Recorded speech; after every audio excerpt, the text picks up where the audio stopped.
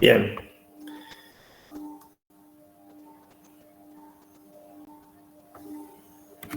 Bien.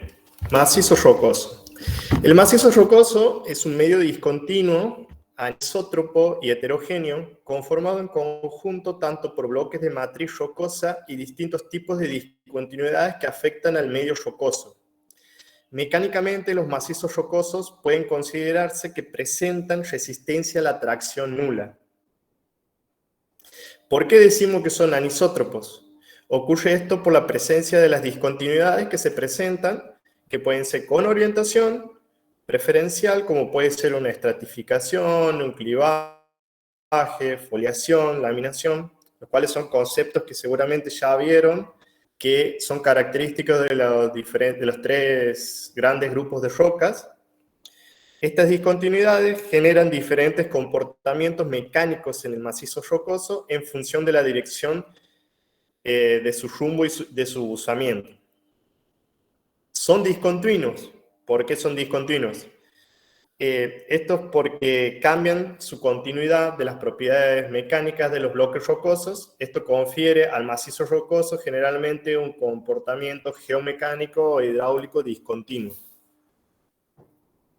También decimos que es heterogéneo porque presenta una variabilidad en sus propiedades físicas y mecánicas en distintas zonas del macizo rocoso. Esto está controlado por cambios de la matriz rocosa y de las discontinuidades geológicas.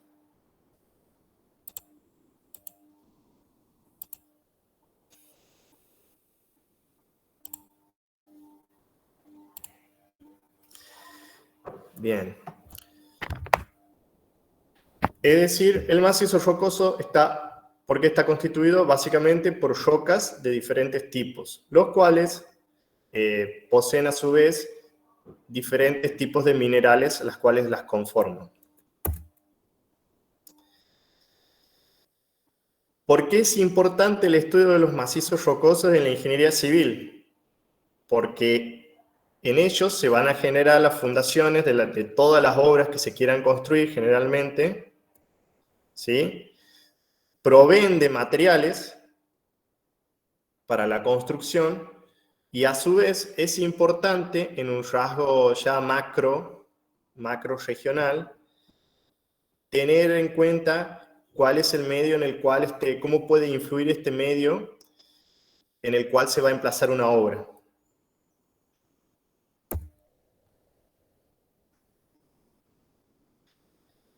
Algunos de los ejemplos que podemos mencionar, en los cuales va a tener implicancia el estudio de los macizos rocosos, es, por ejemplo, para la construcción de caminos, para la construcción de represas, de edificios, y siempre va a ser primordial tener en cuenta en qué ambiente geológico se va a emplazar este tipo de obras.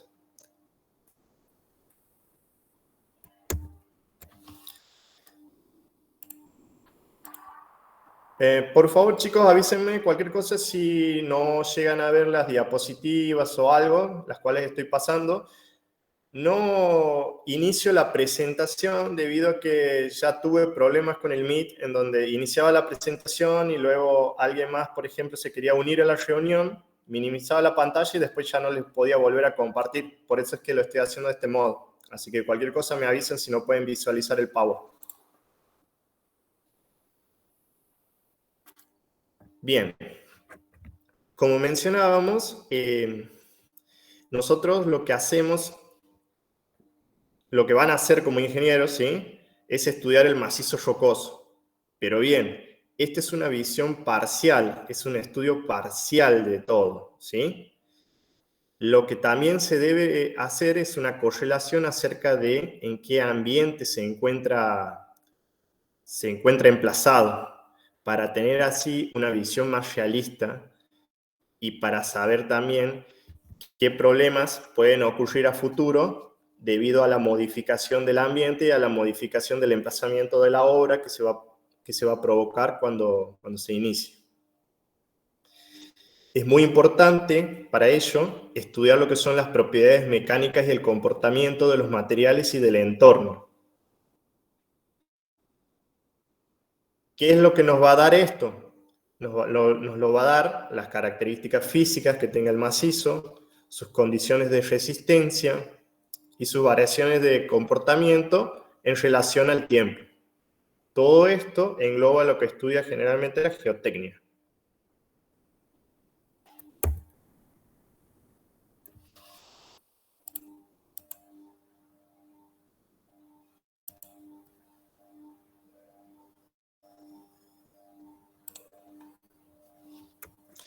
Bien. En cuanto a lo que son las propiedades físicas y mecánicas del terreno y de su entorno, esto se trata de los materiales sobre los cuales o en cuyo entorno se construirá, como de los que serán empleados en la construcción y de su prospección y las condiciones de la explotación, pero también de las otras características del área del proyecto considerada en diferentes escalas. En cuanto a lo que son las características del sitio de emplazamiento de obras y de su entorno, hay que tener en cuenta diferentes variables. Estas variables pueden ser solo en la obra, en un entorno inmediato, en un entorno local o en un entorno regional.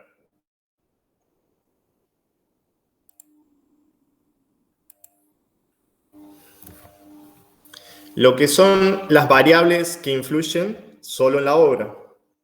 Podemos decir que aquí sería fundamental hacer un estudio de suelo, por ejemplo, un estudio de estabilidad del macizo rocoso. Aquí ponemos el ejemplo del emplazamiento de una fábrica, ¿sí? Y vemos las diferentes variables que puede presentar el medio en el cual se va a emplazar. Variables en relación al entorno. Podemos hablar acerca de la litología, ya sea los diferentes tipos de suelo que haya en la zona o rocas, la capa freática, a qué profundidad se encuentra. Variables en relación al entorno local. Podemos hablar de lo que es el uso de suelo que se está utilizando en el área, los caudales que hay cerca, por ejemplo, en la imagen está representado un río, y bueno, diferentes tipos de riesgos locales, aparte de los que se ven en este plano. En cuanto a lo que es el entorno regional, hay que tener en cuenta lo que es las variables como el clima, es decir, las precipitaciones anuales que puede haber, si hay vientos, la cobertura vegetal. También hay que tener en cuenta lo que es la topografía y las pendientes. En esto englobaría lo que es la geomorfología, los drenajes y, bueno, otros riesgos regionales como puede ser sismicidad, también la presencia de yacimientos cerca, entre otros.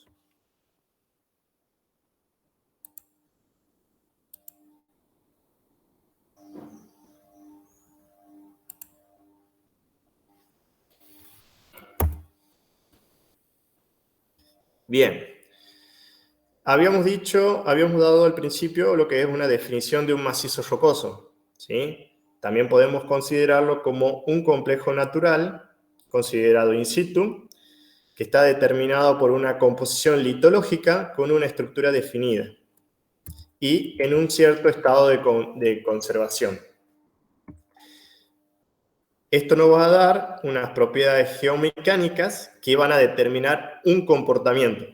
A nosotros lo que nos va a interesar, a ustedes en un futuro como ingenieros civiles, es calcular estas propiedades geomecánicas y cuál va a ser el comportamiento que va a tener el mismo.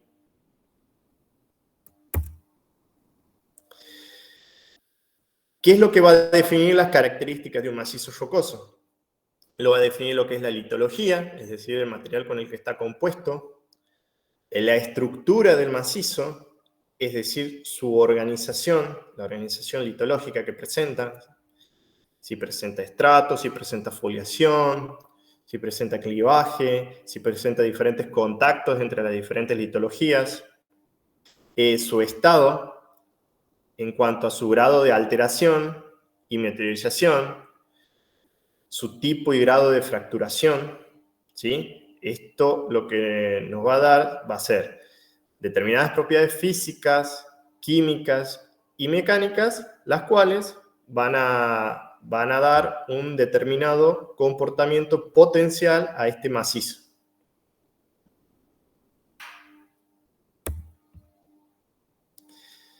Bien, como les decíamos, lo que es en cuanto a la composición litológica, es decir, de qué roca estaría constituido el macizo, esto condiciona el comportamiento en cuanto a qué tipo de material es el macizo y a qué subtipo puede pertenecer, es decir, cuáles son los subtipos de las rocas, son las ígneas, las sedimentarias y las metamórficas. Su estado, es decir, el estado de conservación en el cual se encuentra. Esto modifica las propiedades originales de la litología, debido a, como ustedes ya estudiaron seguramente, sabrán que las rocas se forman en un determinado medio con determinadas características.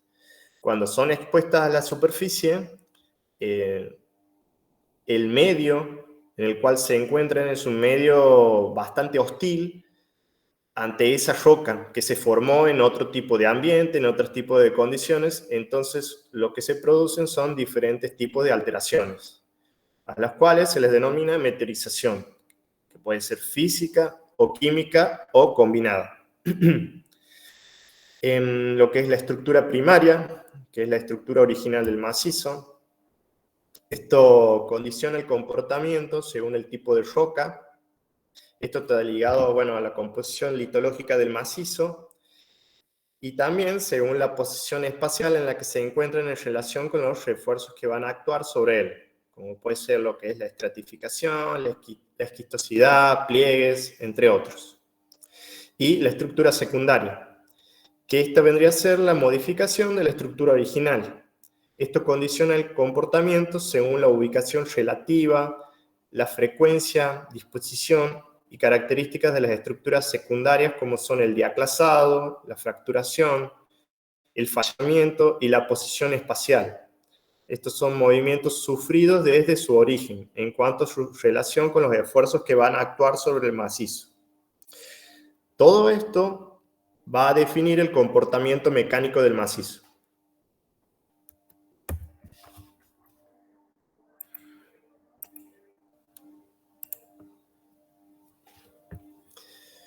Bien, como habíamos mencionado, las diferentes características del macizo, en cuanto a su composición litológica, por ejemplo, hablábamos de los tres subtipos principales de rocas, que son las rocas ígneas, las sedimentarias y las metamórficas. Esto van a representar lo que es la composición original del mismo. Su estado, como habíamos hablado también, es según el grado de meteorización que posea, tanto físico y químico. Su estructura está relacionado también al tipo de roca y a cómo se ha formado la misma. Este puede ser masivo, puede ser estratificado, puede ser esquistoso. Y luego nos encontramos con lo que es la estructura secundaria, la cual esto modifica la estructura original. Fenómenos que podemos mencionar en este caso puede ser un plegamiento o una fracturación del macizo.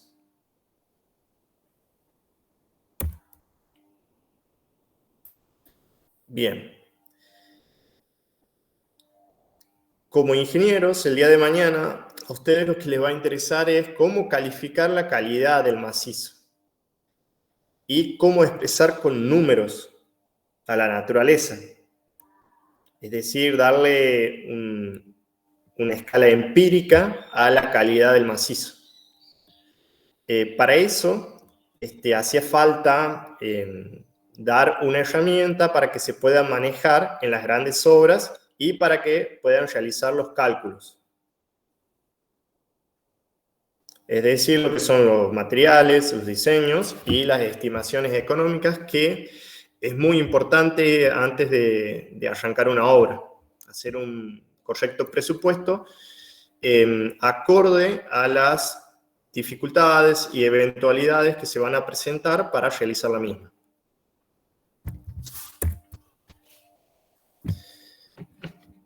para medir la calidad de un macizo rocoso, es necesario expresar con números una parte de la naturaleza. Es preciso hacer una valoración objetiva de la calidad de cada macizo, una valoración relativa del comportamiento de distintos macizos, una escala que contemple todos los casos posibles y un lenguaje común para expresarlo y poder entenderse. Es por eso que surgen así los diferentes métodos de caracterización de los macizos rocosos. El primero en hacer esta clasificación es Terzaghi, en 1946. Luego le sigue lo que es la clasificación de Laufer, en 1958.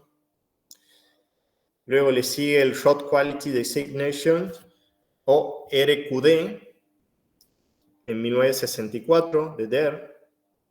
Luego le sigue la caracterización de Wieniawski en 1973, y el mismo Wieniawski en 1984 hace una nueva método de caracterización que es el Rock Mass Rating, o RMR. Generalmente aquí siempre se los conoce más por el tema de las siglas, más fácil, digamos.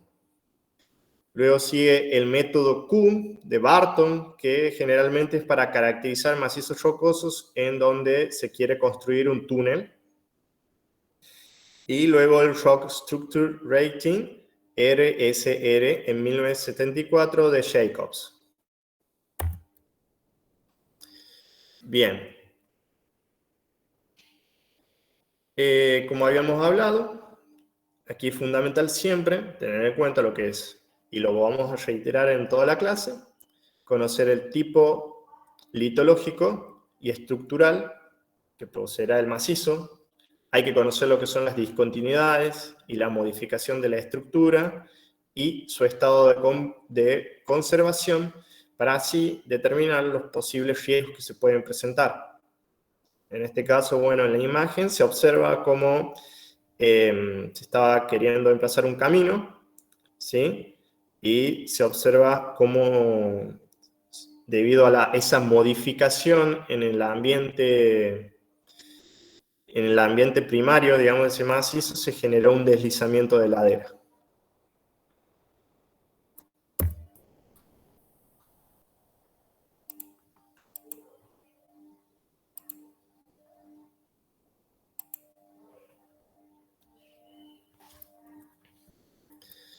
Bien, cuando hablamos de la litología, habíamos dicho de que es fundamental saber a qué subtipo de roca pertenece. Generalmente vamos a decir que si es una roca ígnea o metamórfica, van a presentar mejor calidad del mismo, y una sedimentaria nosotros vamos a pensar, ¿sí?, que es de menor calidad para hacer un emplazamiento de obra. Ahora bien, si somos más específicos en cuanto a la caracterización del macizo y observamos sus características, por ejemplo, si tenemos un granito micacio o un gneiss esquistoso, van a presentar un comportamiento, digamos, menos adecuado o menos resistente, ¿sí?, para algún emplazamiento, mientras que si, por ejemplo, es una roca sedimentaria, la cual es silicia, por ejemplo, una arenisca silicia con unos elementos silicio, va a ser bastante resistente y va a presentar mejores características que las otras dos rocas que, por más de que sean ígneas y metamórficas, van a presentar menor resistencia a la deformación.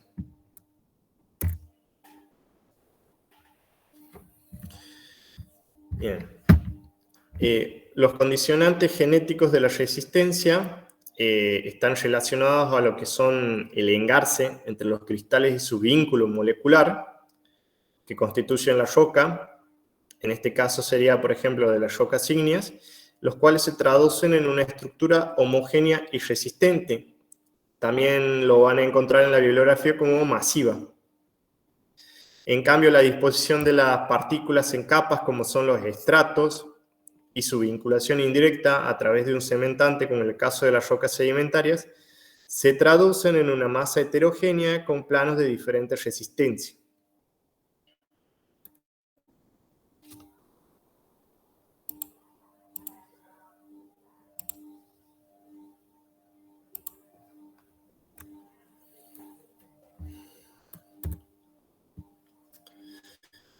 En cuanto hablamos de lo que es las estructuras, los cuales son uno de los principales condicionantes genéticos a la resistencia, la disposición de las partículas en capas que forman estratos y el vínculo indirecto entre las partículas a través de un cementante en las rocas sedimentarias, se traducen en macizos rocosos con planos de debilidad que están dados por la diferente resistencia de los distintos horizontes de la estratificación, algunos de los cuales pueden ser muy competentes, mientras otros muy blandos, dependiendo del material que los forma y del cementante que los une.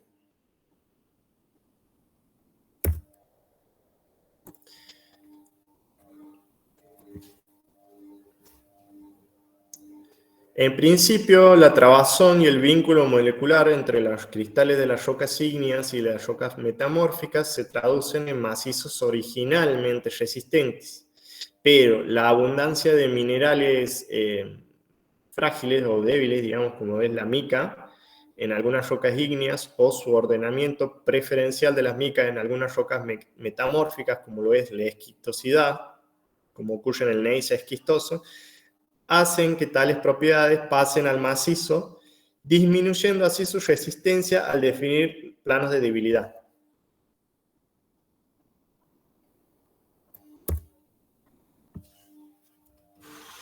En principio, la disposición de partículas en capas que habíamos dicho que forman los estratos y el vínculo indirecto entre las partículas a través de un cementante en las rocas sedimentarias se traducen en macizos rocosos con planos de debilidad. Pero en las rocas sedimentarias la cementación, que es uno de los procesos de la litificación por los cuales se forman las rocas sedimentarias, juega un papel muy importante.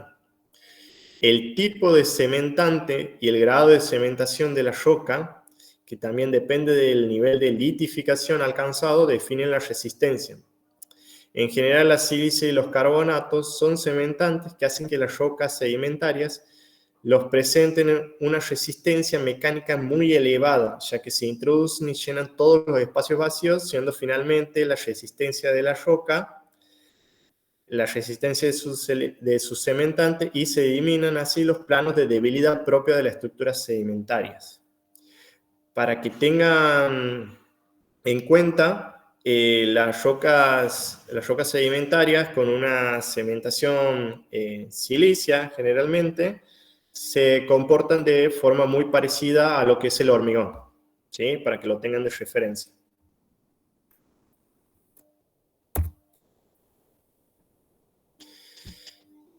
También tenemos que tener en cuenta cuál es la importancia de la orientación de las estructuras.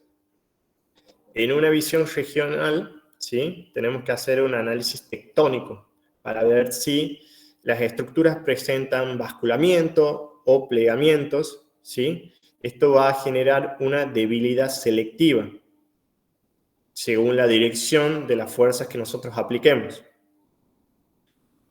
Y un análisis litológico en los cuales nosotros debemos analizar si hay contactos entre diferentes tipos de litología que también van a generar planos de debilidad o fortaleza.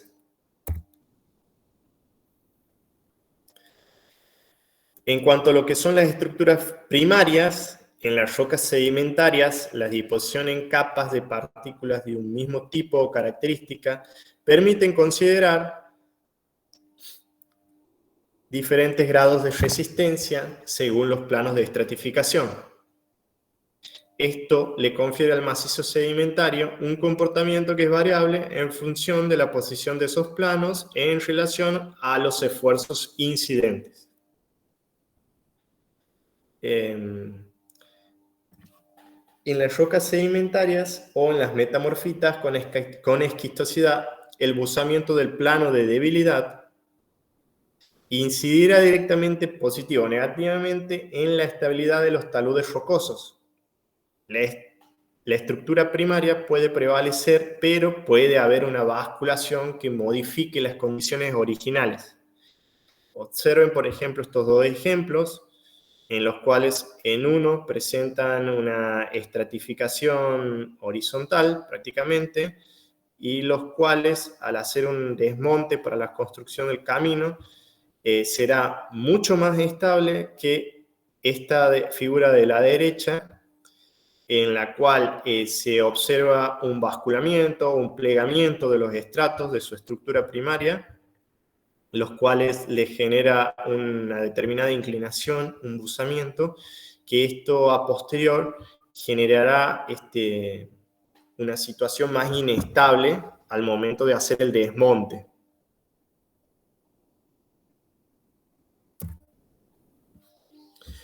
Cuando hablamos de lo que son las estructuras secundarias, ¿sí?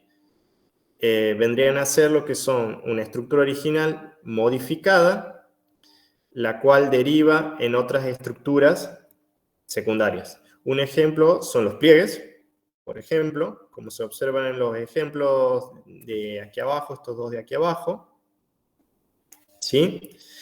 Estos van a presentar diferentes planos de debilidad según la dirección de los esfuerzos a lo que va a ser sometido. Es decir, según la dirección de estos planos van a tener diferentes planos de debilidad al momento de hacer del desmonte, por lo cual van a tener diferentes propiedades mecánicas según la dirección de la fuerza.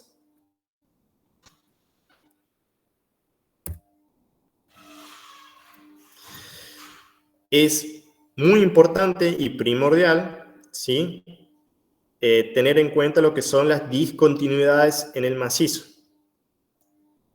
Entre las que podemos mencionar son las fracturas, que son discontinuidades menores de carácter local, las diaclasas, que son discontinuidades menores de carácter sistemático, y las fallas, que son discontinuidades mayores de carácter regional, y en los cuales, como se observa en la figura, hay un desplazamiento aparente entre los dos cuerpos que se desplazan. ¿Sí? Todos estos van a generar mayor debilidad en el macizo rocoso que nosotros vamos a estudiar.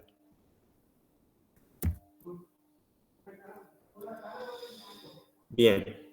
De carácter estructural, en cuanto a lo que son las discontinuidades, van a presentar generalmente un comportamiento frágil, las rocas. Esto va a derivar en una ruptura, ¿sí? Las tensiones corticales que producen la deformación de la roca y su quiebre, se superan la capacidad de deformación de la misma. En tales casos se generan discontinuidades en la masa rocosa. Estas estructuras secundarias poseen diferentes características, alcance y frecuencia, siendo un factor de importancia en la ingeniería. Y como habíamos mencionado, se clasifican en fallas, fracturas y diaclasas. Los planos de discontinuidad tienen diferentes geometrías, alcance y rugosidad. Cuando la ruptura se da según varios planos de ruptura, producto de un mismo evento, se llama juego de discontinuidades y tienen características similares. Aquí, como observan, podemos observar un juego 1 y un juego 2, que lo cruza casi perpendicularmente al del juego 1. Justo al hecho, ¿sí?, de configurar debilidades concretas del macizo por pérdida de continuidad, hay que tener en cuenta lo que es la posición relativa de las mismas en relación con los esfuerzos de solicitación, pero además las relaciones entre discontinuidades que cuando se cruzan definen bloques de diferentes tamaños, lo cual incide seriamente en la estabilidad de los macizos.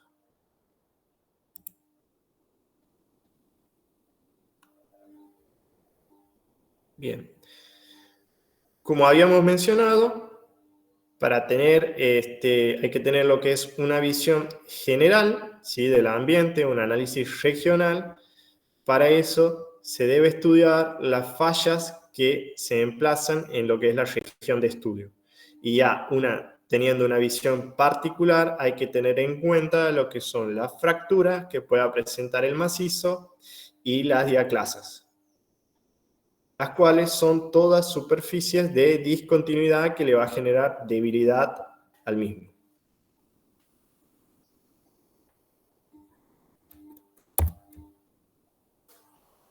Aquí hay una imagen muy representativa acerca también de la importancia que es la escala de estudio. Si nosotros vamos y analizamos, por ejemplo, este pedacito del macizo, vamos a observar quizás de que nos encontramos con una roca intacta. Ahora bien, si ampliamos un poco la escala de estudio, quizás nos encontremos con una discontinuidad. A medida que nosotros vamos aumentando la escala, ¿sí?, podemos ir encontrando más discontinuidades y de esa forma hacer un análisis más objetivo de este macizo rocoso en el cual nosotros queremos estudiar. Por eso es muy importante lo que es la escala.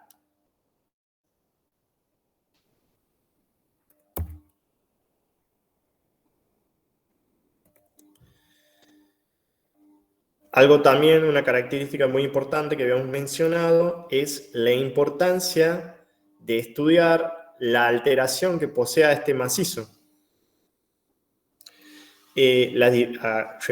Recordando lo que habrán visto en unidades anteriores, cuando hablamos de alteración nos referimos generalmente a lo que es la meteorización, la cual puede ser física o química o combinada. Hay que observar lo que es el grado de meteorización que posea el mismo y lo podemos definir desde un macizo que está sin alteración, al cual lo podemos definir como roca fresca, hasta el máximo, el macizo con mayor alteración, el cual deriva en un suelo residual. En el medio vamos a tener diferentes escalas y los vamos a ir definiendo como ligeramente meteorizado, moderadamente meteorizado, altamente meteorizado, extremadamente meteorizado, hasta llegar a lo que es el suelo residual. Ese sería el punto final de alteración que puede tener un macizo. Hay que recordar también que a medida que se encuentra con mayor alteración o más meteorizado el macizo, va a presentar mayor debilidad y menor cohesión, ¿sí?, de su estructura.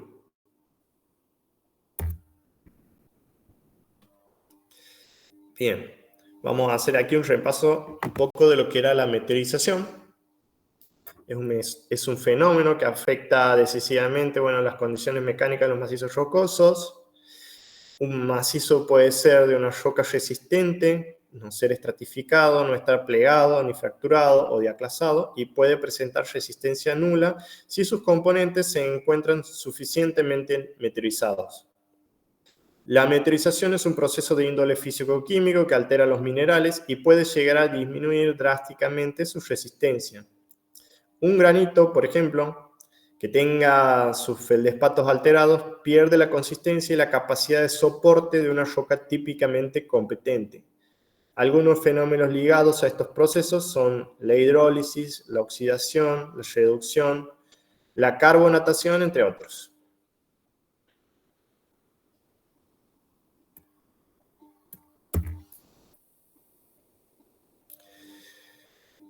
Dentro de lo que es la disolución, este es un fenómeno químico que consiste en la incorporación de las moléculas de un cuerpo sólido o un disolvente como es el agua. Mediante este sistema se disuelven muchas rocas sedimentarias compuestas por las sales que quedaron al evaporarse el agua que los contenía en solución. Es decir, lo que son las rocas evaporíticas. Generalmente son las que tienden más a recibir este tipo de meteorización.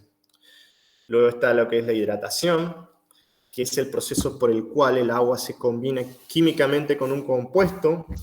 Cuando las moléculas de agua se introducen A través de las redes cristalinas de las rocas se produce una presión que causa un aumento de volumen, el cual en algunos casos puede llegar al 50%. Cuando estos materiales transformados se secan, se produce el efecto contrario y se genera una contracción y se empiezan a resquebrajar. Este fenómeno es más característico de ambientes desérticos. Luego tenemos lo que es la oxidación. Esto se produce por la oxidación del oxígeno, que generalmente cuando es liberado en el agua. En la oxidación existe una reducción simultánea, ya que la sustancia oxidante se reduce al adueñarse de los electrones que pierde lo que se oxida. Los sustratos rocosos de tamizados rojizos, ocres o parduzcos se producen por la oxidación del hierro contenido en las rocas. Esto es un color característico, ¿sí?, de las rocas que van a presentar este tipo de meteorización, por lo cual cuando ustedes se encuentren en el campo con una roca de este tipo de colores, les va a dar un indicio que muy probablemente ha sufrido cierta oxidación en su proceso. Luego nos encontramos con lo que es la hidrólisis, que es la descomposición química de una sustancia por el agua, que a su vez también se descompone. En este proceso, el agua se transforma en iones que pueden reaccionar con determinados minerales, los cuales rompen en sus redes cristalinas. Profe, están pidiendo si puede hacer zoom, porque no se nota muy bien la imagen. Bueno, ahí.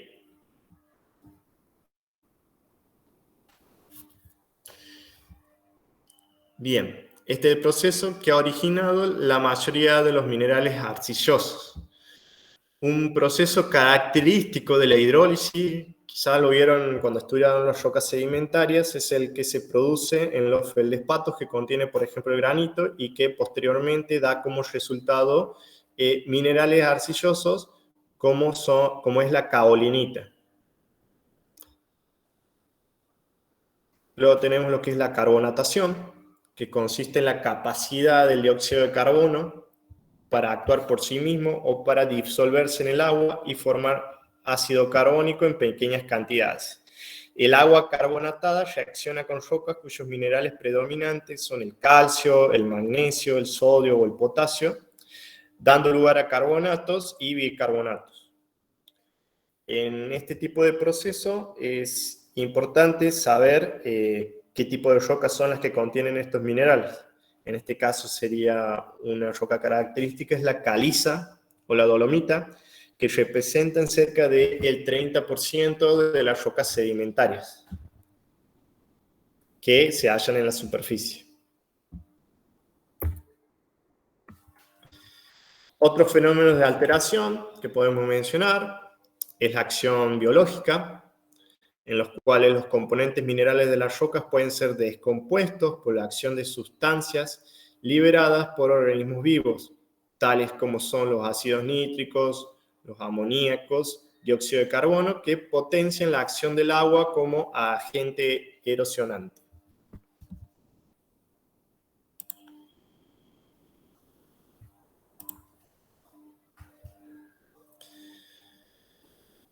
Bueno, aquí van a ver un poco de los ejemplos.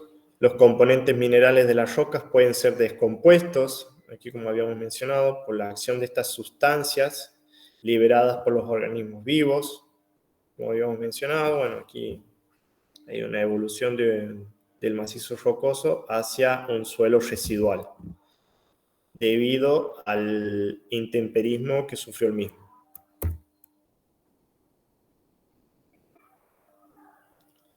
Bien, ahora vamos a entrar a lo que son los métodos de clasificación del macizo rocoso.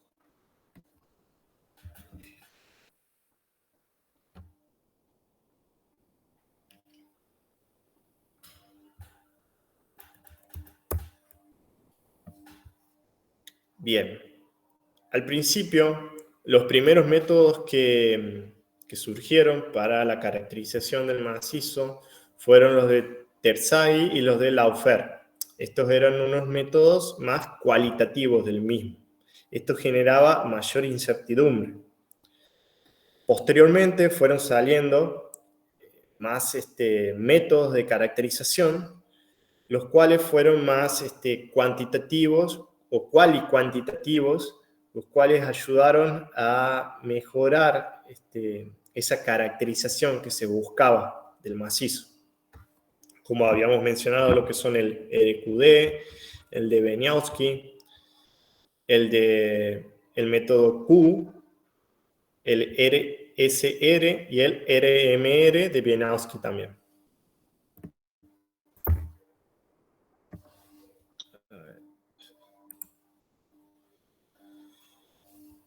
Bien, aquí les puse dos ejemplos, por ejemplo, de dos métodos distintos. Por un lado, lo que es la clasificación de Terzaghi de 1946.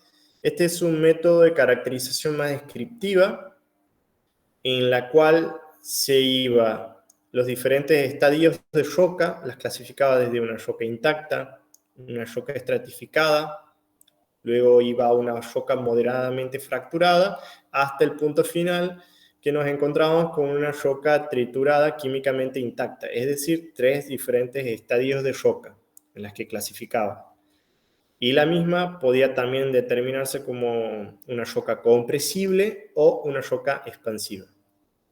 En 1958, Laufer crea un método de caracterización más cualitativa, ¿sí? En los cuales iba desde una clase A, la cual definía como roca estable, hacia una clase G, la cual definía como una roca muy compresible, ¿sí? Y en el medio, estadios intermedios, como se definía la clase B, roca inestable a largo plazo, roca C, roca inestable a corto plazo, clase D, roca triturada, luego muy triturada y luego compresible. Este progreso en la clasificación logró una mayor objetividad al momento del estudio. Y esto introduce también una mayor jerarquía. Es decir, aquí nos íbamos desde un principio a un método que caracterizaba más por el aspecto de la roca, mientras que la de Laufer iba enfocado más hacia su comportamiento a lo largo del tiempo.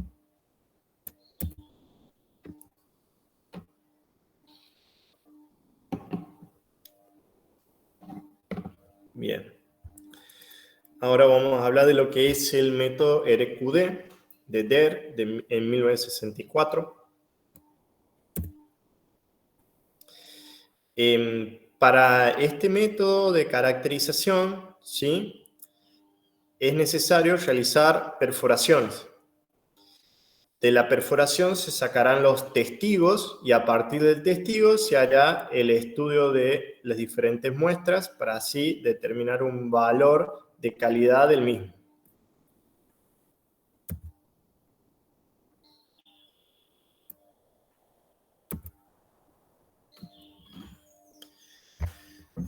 Bien. En cuanto es como habíamos dicho, en la clasificación RQD, es fundamental para la misma hacer perforaciones y rescatar testigos del macizo el cual se va a estudiar. Esta es una cuantificación del grado de fracturación que va a tener el mismo. Este índice permite obtener un valor cuantitativo de la calidad del macizo rocoso, teniendo en cuenta el porcentaje de testigos recuperados. Aquí lo que vamos a obtener son parámetros cuantitativos, ¿sí?, en cuanto a su calidad.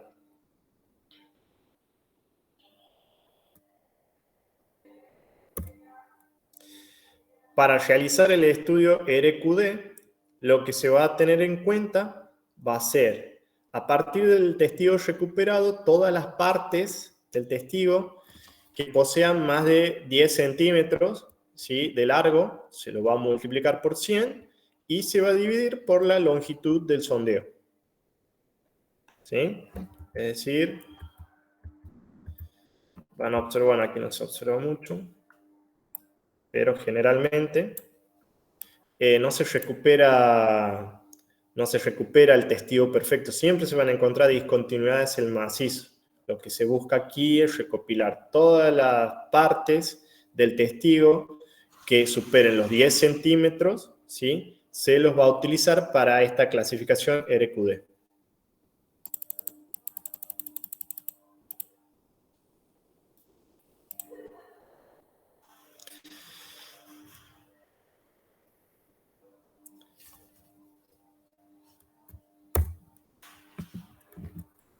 Aquí observamos un ejemplo en donde van a observar, por ejemplo, si se hiciera un sondeo en este macizo, todas esas superficies de discontinuidades, en el momento de cuando nosotros recuperemos los testigos, van a estar, digamos, todos fracturados.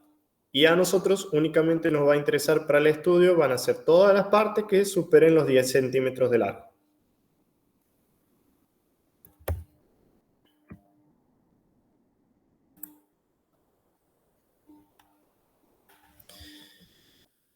Vamos a tener en cuenta muchas veces las características también de las discontinuidades. Bueno, en este ejemplo vamos a ver un juego de diaclasas constituido por, en este caso, diaclasa 1, diaclasa 2. Vamos a tener en cuenta lo que es la ondulación del plano de discontinuidad que presentemos, el relleno por el cual esté constituido, su rumbo y buzamiento del mismo va a ser fundamental también para su estudio.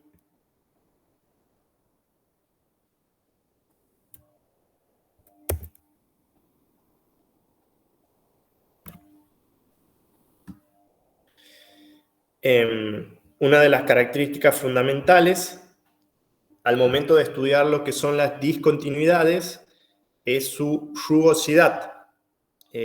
Aquí hay unos perfiles de rugosidad y coeficiente de rugosidad en un estudio JRC que hizo Hook en el 2007. ¿Sí?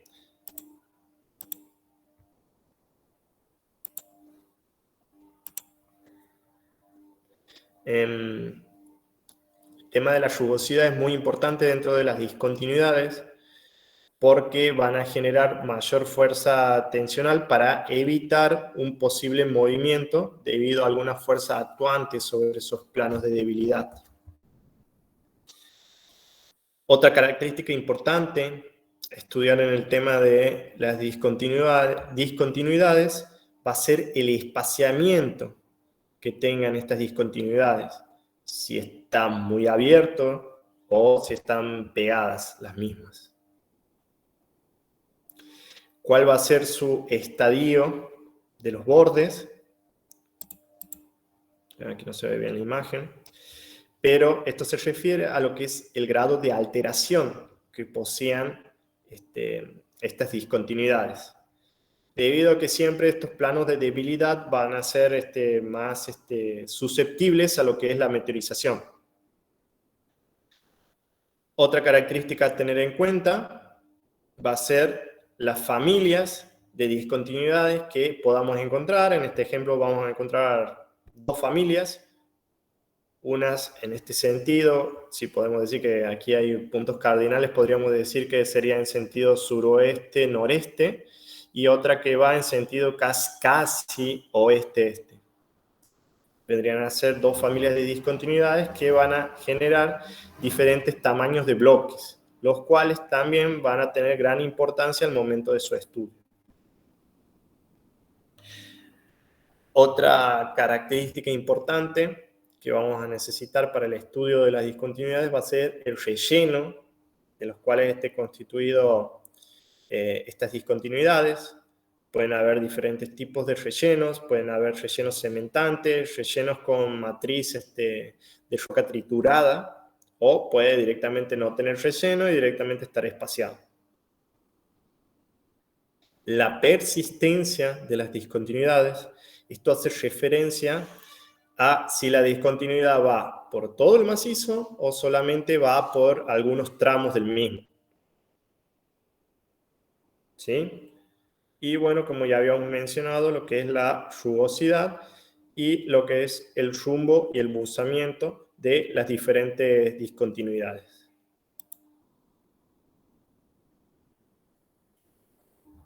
Aquí en este ejemplo vamos a observar un bloque en 3D en el cual se van a observar 3 juegos de discontinuidades, las cuales van a ser muy importantes para tenerlas en cuenta en el estudio de un macizo.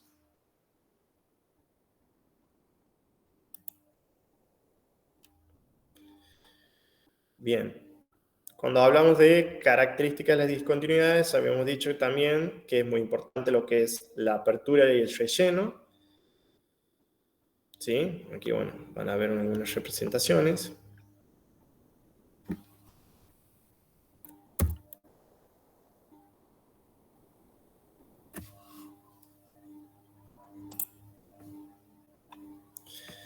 Como habíamos dicho, puede haber diferentes tipos de rellenos.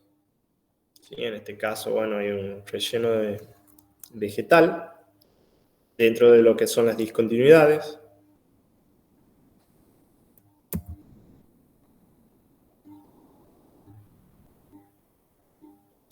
Tenemos aquí otro tipo de macizos en los cuales se pueden encontrar el día de mañana, que pueden tener estratificación y diaclasado, como estos. Pueden tener secuencias de poco espesor.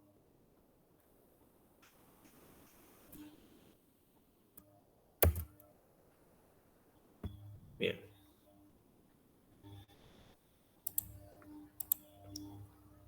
Chicos, vamos a hacer unos 5 o 10 minutos de pausa, ¿sí? Y después ya volvemos y terminamos de completar la clase, ¿sí? Así que en 5 o 10 minutos volvemos.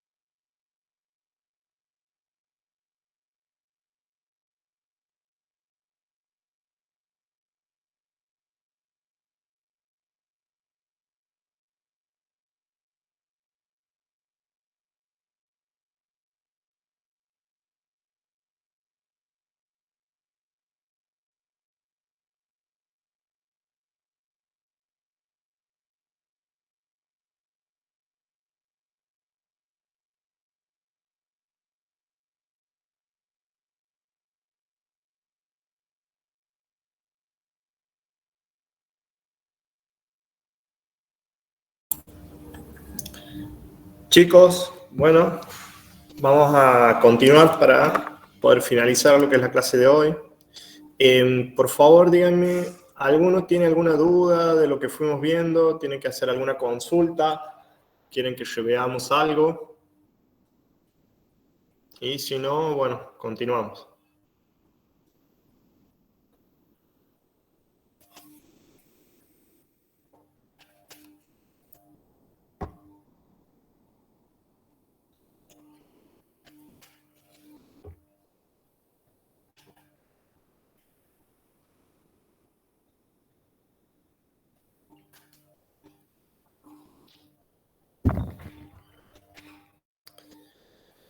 ¿Ninguna? Bueno.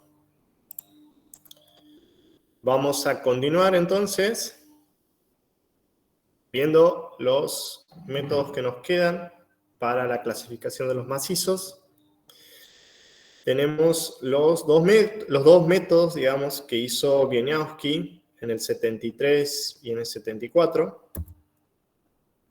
¿Sí? En el método que lanzó en 1973, ¿sí?, da un peso a cada uno de los parámetros que participan.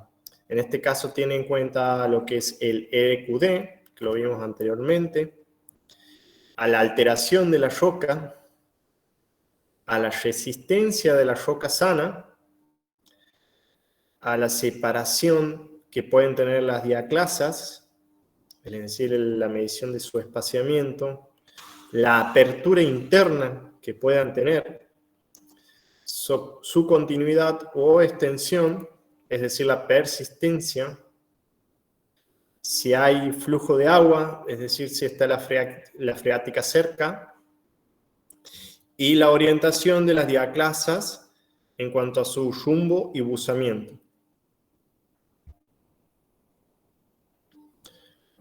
Como habíamos dicho, las diaclasas son unas discontinuidades menores y sin desplazamiento relativo y de carácter sistemático. Es fundamental determinar cuál es su separación, es decir, su espaciamiento, la apertura de las diaclasas, es decir, su abertura, la continuidad o extensión de las mismas y la orientación que posean.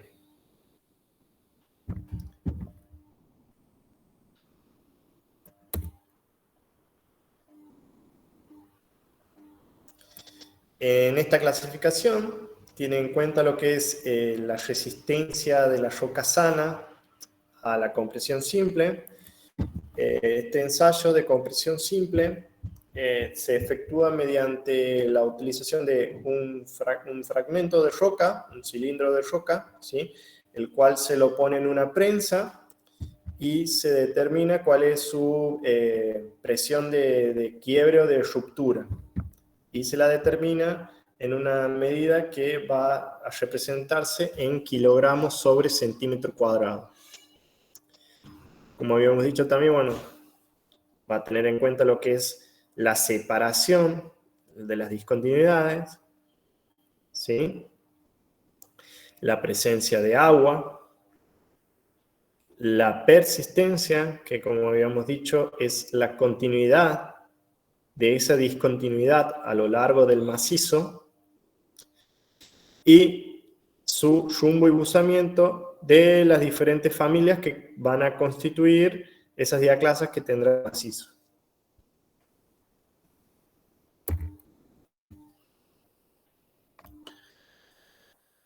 Bien. En la clasificación que lanza en 1984, aquí empieza a englobar algunos parámetros en términos más genéricos. La clasificación se denomina RockMax Rating y se la conoce más por sus siglas, que son RMR. En esta tiene en cuenta lo que es el RQD, que recordando que es la recuperación de los testigos en los sondeos. Se tiene en cuenta lo que es el ensayo de compresión simple. De nuevo, se tienen en cuenta el espaciamiento de las diaclasas. Ahora bien, tiene en cuenta también cuáles son las condiciones en las que se encuentran estas diaclasas. Aquí engloba los puntos 4 y 5 de su clasificación en el 73, las condiciones del agua subterránea y, bueno, de nuevo, la orientación de las diaclasas en cuanto a su rumbo y buzamiento. En este caso, nosotros lo que hacemos al realizar este método es completar una tabla, ¿sí? Y esto va a generar diferentes valores, los cuales nos van a permitir clasificar la calidad del macizo en muy bueno, bueno, medio, pobre y muy pobre, ¿sí? Y bueno, a partir de ahí definir cuál es su condición en cuanto a si va a ser favorable o no favorable realizar la obra.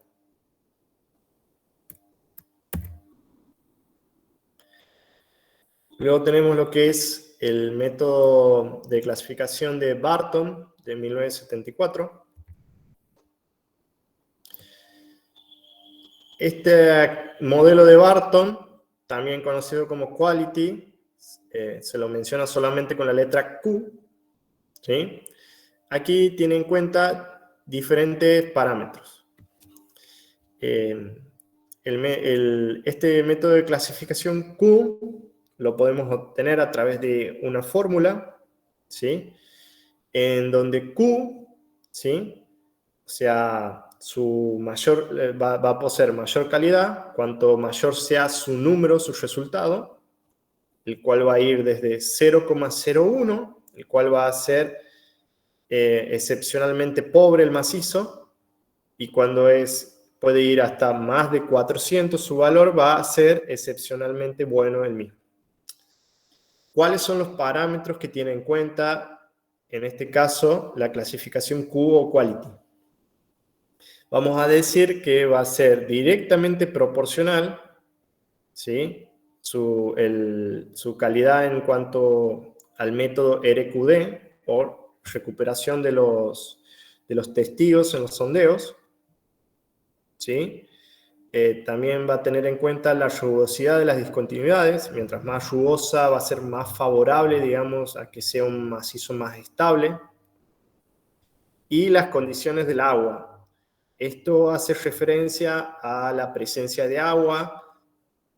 Como esto es un método que se utiliza para la construcción de túneles generalmente, vamos a ver si hay presencia de agua, puede ir desde un goteo, como mínimo, o un agua más continua, es decir, que caiga agua como lluvia, por ejemplo, dentro del túnel. Esto obviamente va a disminuir las condiciones favorables del macizo para el emplazamiento de un túnel. Mientras que vamos a decir que Q va a ser inversamente proporcional al número de juego de diaclasas, es decir, mayor número de diaclasas, más inestable el mismo. También va a tener en cuenta el relleno y la alteración. Cuanto más alterado o más rellenado se encuentran las discontinuidades, dependiendo del relleno obviamente, va a ser más inestable. Y luego tenemos un factor que se llama Stress Reduction Factor, ¿sí? Que esto tiene en cuenta lo que son las zonas débiles, la competencia de la roca y cuando son terrenos fluyentes y expansivos. Todos estos parámetros van a englobar el método de clasificación de Barton en Q. ¿Sí? Y recuerden que esto generalmente se lo aplica para determinar lo que son la calidad para hacer túneles en macizos rocosos.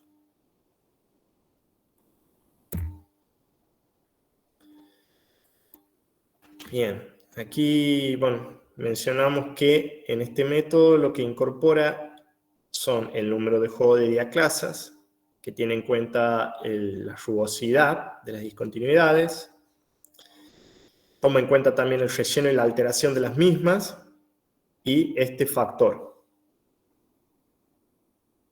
¿sí? Lo cual nos va a dar el resultado de esta tablita como habíamos mencionado.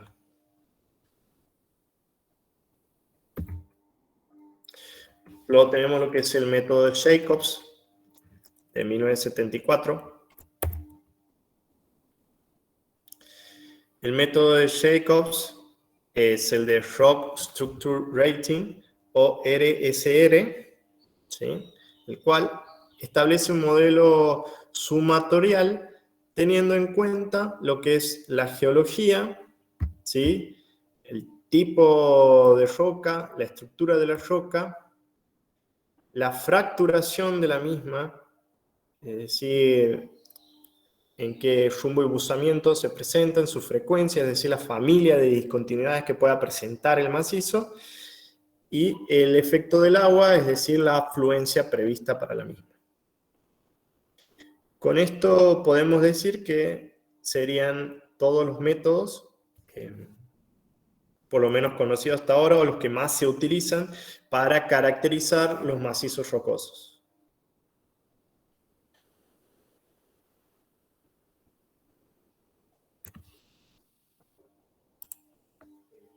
Y bueno, aquí yo lo que les hice fue ponerles diferentes ejemplos de macizos con los cuales se van a encontrar el día de mañana para trabajar.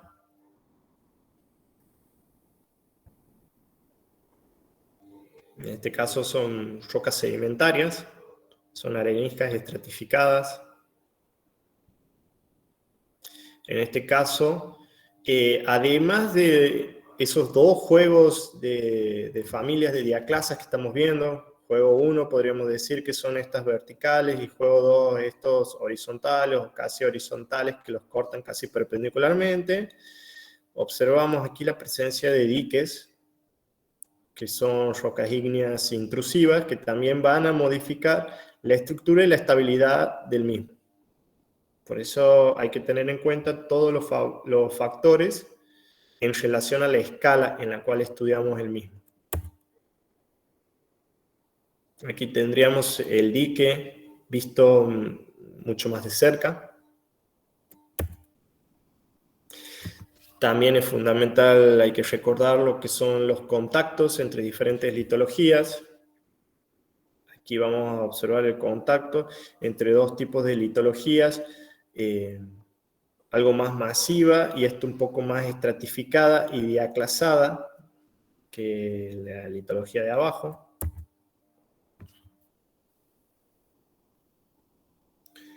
Aquí observamos un macizo, generalmente estos son areniscas por el color, bastante diaclasadas también.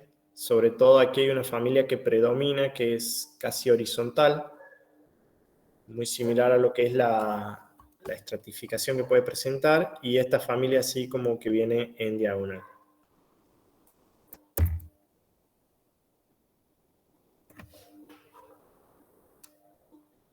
Aquí podríamos observar que se presentan tres familias de diaclasas en esta roca, que cortan como en bloques, ¿ven? Aquí está muy marcado, digamos, el bloque y las tres familias que cortan el mismo para formarlo.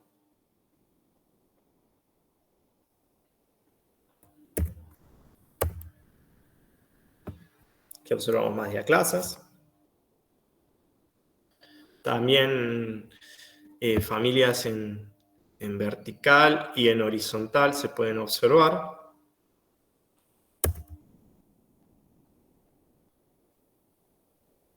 Aquí observamos algunas rocas metamórficas, los cuales presentan estos planos de foliación, características de las mismas.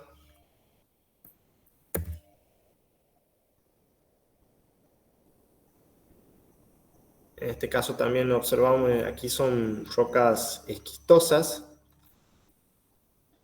que presentan justamente esa esquistosidad, que son planos de debilidad, que van a influir mucho también en la fundación de la obra.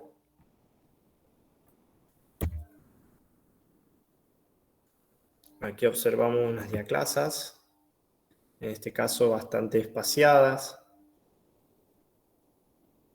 Esta es otra roca metamórfica, en este caso esta es una migmatita, la cual presenta parte de su material de roca, se ve que se fundió debido a las altas temperaturas. Luego tenemos lo que son también rocas volcánicas, que a pesar de presentar generalmente estructuras masivas, pueden presentar este tipo de familias de discontinuidades, los cuales van a influir en el día de mañana en la estabilidad del macizo. Bien, y con esto daríamos por concluido la clase de hoy.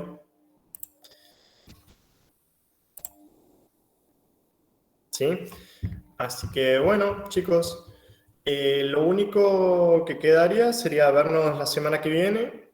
La semana que viene el tema es remoción en masa, ¿sí? Es una clase un poco más corta que la de hoy y quizás menos compleja. Yo esta clase seguramente la estaré subiendo al CUP, así la puedan estudiar si quieren. Seguramente les va a servir.